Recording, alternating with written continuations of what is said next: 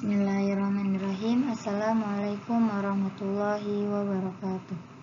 Alhamdulillahirabbil alamin. Wa bihi nasta'in wa ala umuri dunya waddin. Wassalatu wassalamu ala asyrofil anbiya'i wal mursalin wa ala alihi wa sahbihi ajmain. Amma ba'du.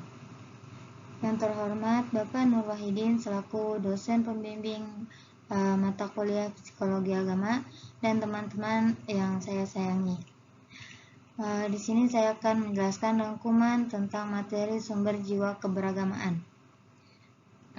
Berbagai pandangan muncul tentang sumber keagamaan. Ada yang menyatakan bahwa sumber jiwa keberagaman merupakan proses interaksi antara kebutuhan dalam kehidupan dengan potensi bawaan manusia. Ada yang menyatakan agama merupakan naluri yang timbul sebagai upaya penyelamatan diri manusia dari berbagai ketakutan. Ada juga yang menyatakan bahwa agama merupakan kebutuhan yang timbul sesuai dengan pertumbuhan kebutuhan lainnya. Hubungan manusia dengan sesuatu yang dianggap maha kuasa memiliki sejarah yang panjang. Hal ini dapat diketahui dari pendapat para ahli agama, baik melalui penelitian, dokumen kuno maupun kitab suci. Dalam masyarakat kuno telah dikenal berbagai kepercayaan seperti dinamisme, animisme, politeisme, dan berpuncak pada monoteisme. Hal ini dibuktikan melalui situs-situs kuno peninggalan peradaban Yunani kuno, peradaban Mesir kuno, peradaban Cina kuno, dan peradaban sungai Efrat dan Tigris, dan banyak lagi. Satu hal yang pasti, manusia sejak zaman dahulu telah mengenal adanya Yang Maha. Dalam kitab suci, hubungan ini dikenal sebagai hubungan pencipta dengan ciptaannya. Dan hubungan ini ada mulai manusia pertama kali ada, yaitu Nabi Adam alaihissalam hingga sekarang. Manusia tetap memiliki keyakinan pada Tuhan. Besar kecilnya keyakinan itu tergantung dari berbagai hal. Misalnya, sedikit banyaknya informasi keagamaan yang diterima, kebiasaan sejak usia dini, lingkungan keluarga, masyarakat di sekolah, pengalaman agama, dan lainnya. Walaupun keyakinan terhadap Tuhan dipengaruhi berbagai faktor, tetap saja ada walaupun sedikit keyakinan manusia pada Tuhan.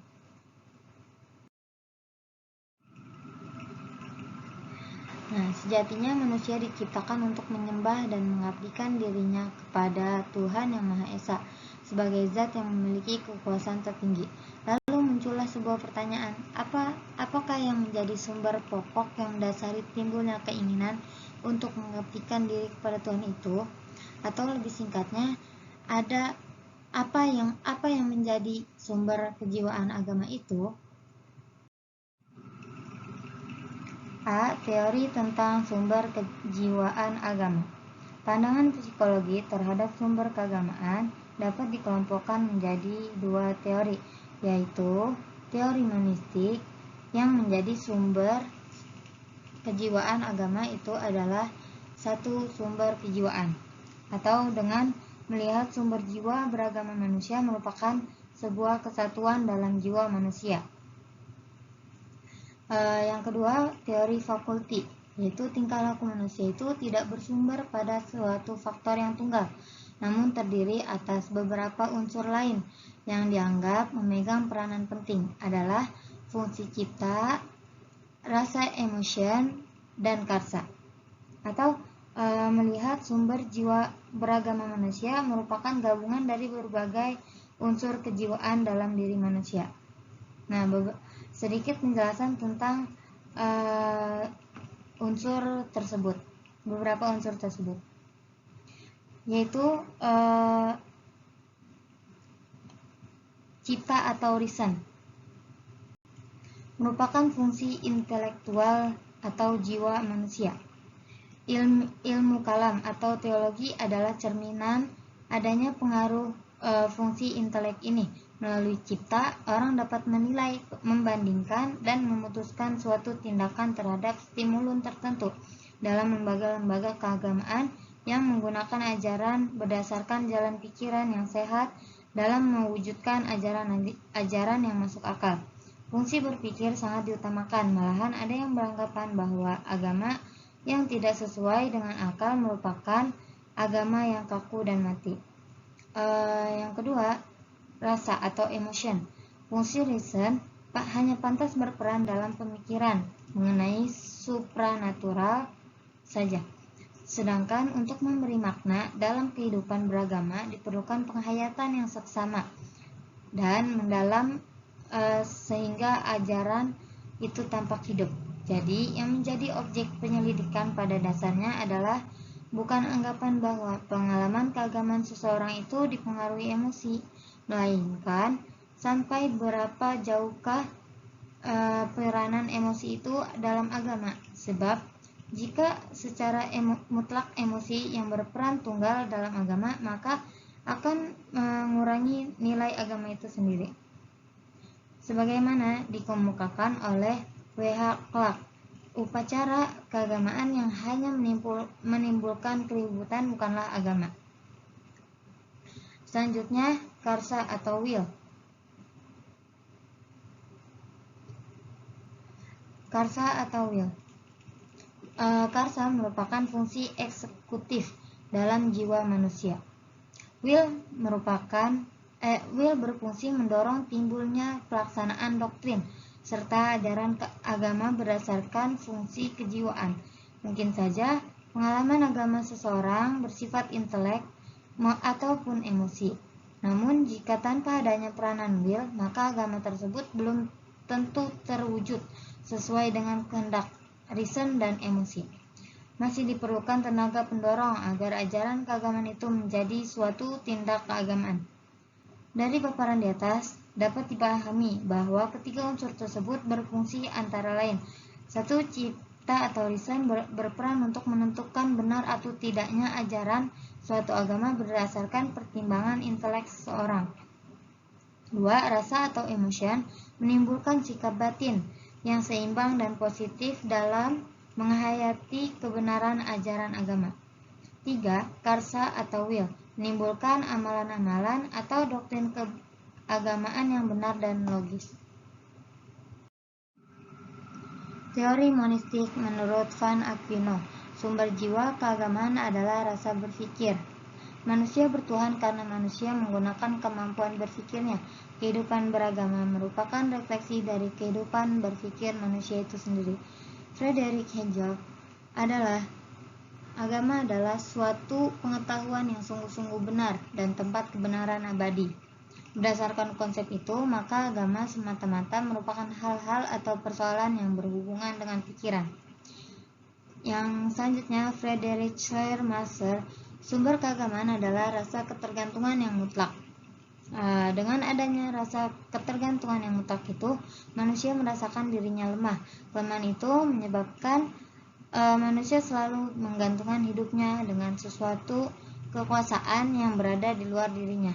Dari rasa ketergantungan itulah timbul konsep tentang Tuhan, rasa tidak berdaya untuk menghilangkan tantangan alam yang selalu dialaminya. Lalu timbullah upacara untuk meminta perlindungan kepada kekuasaan yang diyakini dapat melindungi mereka. Itulah realitas dari upacara keagamaan.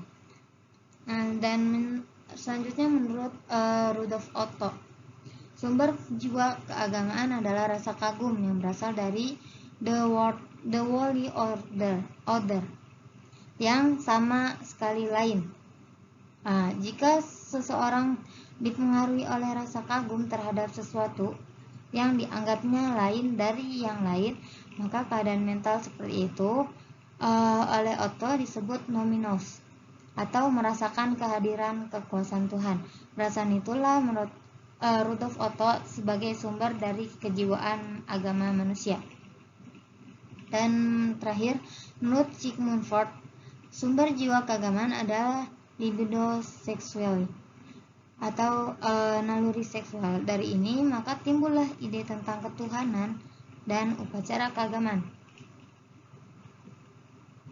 Berdasarkan libido ini timbullah ide tentang Tuhan dan upacara keagamaan melalui proses satu Oedipus kompleks, yaitu mitos Yunani kuno yang menceritakan bahwa karena perasaan cinta kepada ibunya, maka Oedipus membunuh ayahnya. Setelah ayahnya mati, timbullah rasa bersalah pada dirinya. Yang kedua, father image, cinta bapak. Setelah membunuh bapaknya, Oedipus dihantui rasa bersalah, lalu timbullah rasa penyesalan. Perasaan itu menerbitkan ide untuk membuat suatu cara sebagai penebus kesalahan manusia yang mereka lakukan. Mereka memuja alasannya karena dari pemujaan itu menurut Ford sebagai asal dari upacara keagamaan. Jadi agama muncul dari ilusi manusia.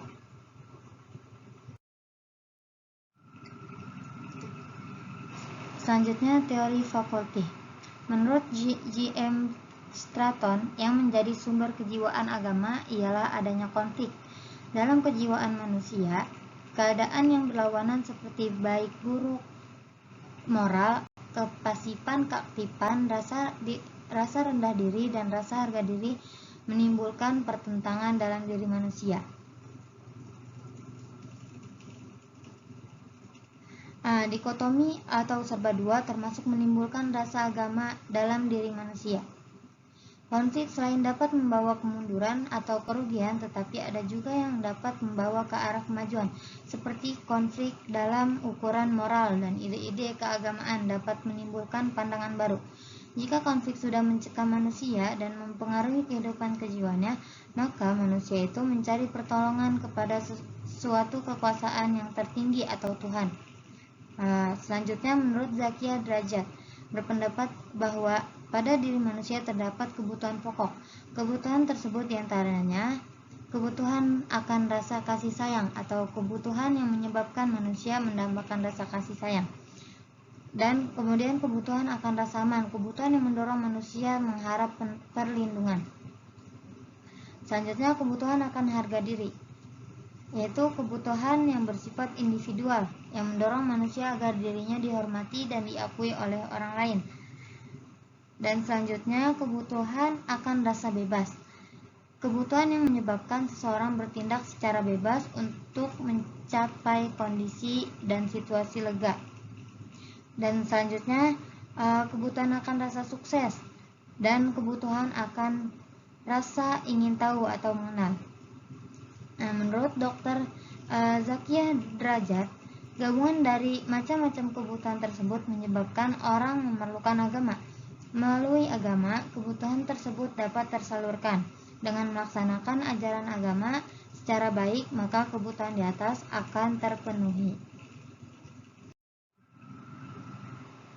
Menurut W.H. Thomas, melalui teori The Four Wishes-nya, ia mengemukakan bahwa yang menjadi sumber kejiwaan agama adalah 4 macam keinginan mendasar yang ada dalam jiwa manusia, yaitu 1. Keinginan untuk keselamatan atau security. 2. Keinginan untuk mendapat penghargaan atau recognition. 3. Keinginan untuk ditanggapi atau respons. 4. Keinginan akan pengetahuan dan atau pengalaman baru atau new experience. Didasarkan atas keempat keinginan dasar itulah pada umumnya manusia menganut agama. Menurut W.H. Thomas, melalui ajaran agama yang teratur, maka keempat keinginan dasar itu akan tersalurkan.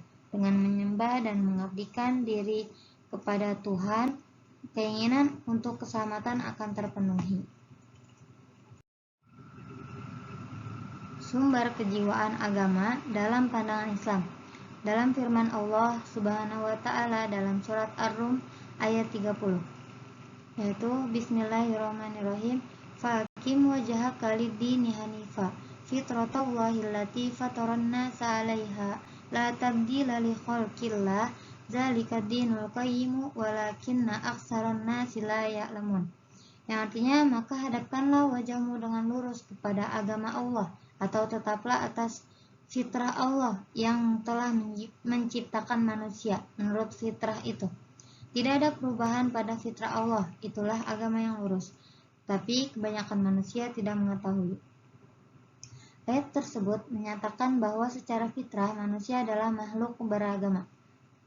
Secara naluri, manusia pada hakikatnya selalu meyakini adanya Tuhan yang Maha Kuasa. Dengan kata lain, pengetahuan dan pengetahuan terhadap Tuhan sebenarnya telah tertanam secara kokoh dalam fitrah manusia. Namun, perpaduan dengan jasad telah membuat berbagai kesibukan manusia untuk mengetahui berbagai kesibukan manusia, untuk memenuhi berbagai tuntutan dan berbagai godaan serta tipu daya duniawi yang lain telah membuat pengetahuan dan pengakuan tersebut kadang-kadang terlengahkan, bahkan ada yang berbalik mengabaikannya. Menurut Nurcholish Madjid, agama merupakan fitrah munazal yang diturunkan Allah untuk menguatkan fitrah yang telah ada secara alami. Dengan fitrah ini, manusia tergerak untuk melakukan keagamaan, untuk melakukan kegiatan atau ritual yang diperintahkan oleh Yang Maha Kuasa, yang berbentuk upacara ritual, kegiatan kemanusiaan, kegiatan berpikir, dan lain-lain. Dalam manusia juga terdapat naluri untuk mencintai dan dicintai Tuhan. Keinginan ini tidak mungkin dapat terpenuhi kecuali melalui kegiatan beragama. Maka dari ayat di atas dapat disimpulkan bahwa sumber kejiwaan agama menurut pandangan Islam juga sama dengan sumber kejiwaan menurut para filosof dan ahli psikolog pada umumnya, melainkan ada tambahan yakni akal dan wahyu atau iman. Semua ini sudah diciptakan oleh Allah sejak manusia dilahirkan. Bahkan, naluri ini memiliki porsi yang cukup besar dalam jajaran naluri yang dimiliki manusia. Menurut Quraisy Shihab, sumber jiwa agama seseorang bersumber dari penemuan rasa kebenaran, keindahan, dan kebaikan. Hal ini dapat dijabarkan sebagai berikut. Ketika manusia memperhatikan keindahan alam, maka akan timbul kekaguman. Kemudian menemukan kebaikan pada alam semesta yang diciptakan untuk manusia. Kemudian manusia mencari apa yang paling indah, paling benar, dan paling baik, yang pada akhirnya jawaban dari pertanyaan tersebut adalah Tuhan. Sedikitnya ada 9 makna fitrah yang dikemukakan oleh para ulama, yaitu 1. Fitrah berarti suci, 2. Fitrah berarti Islam, 3. Fitrah berarti mengakui keesaan Allah atau tauhid, fitrah dalam arti murni atau al-ikhlas, fitrah berarti kondisi penciptaan manusia yang cenderung menerima kebenaran. Kemudian fitrah dalam arti potensi dasar manusia sebagai alat untuk mengabdi atau ma'rifatullah. Selanjutnya fitrah dalam arti ketetapan atau kejadian asal manusia mengenai kebahagiaan dan kesesatannya. Dan fitrah dalam arti tabiat asli manusia. Selanjutnya terakhir fitrah dalam insting atau gorizah dan wahyu dari Allah atau al-munazzalah.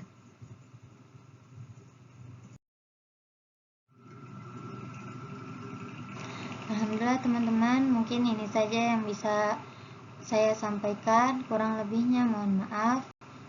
Wabillahi taufiq wal hidayah waridho wal inayah.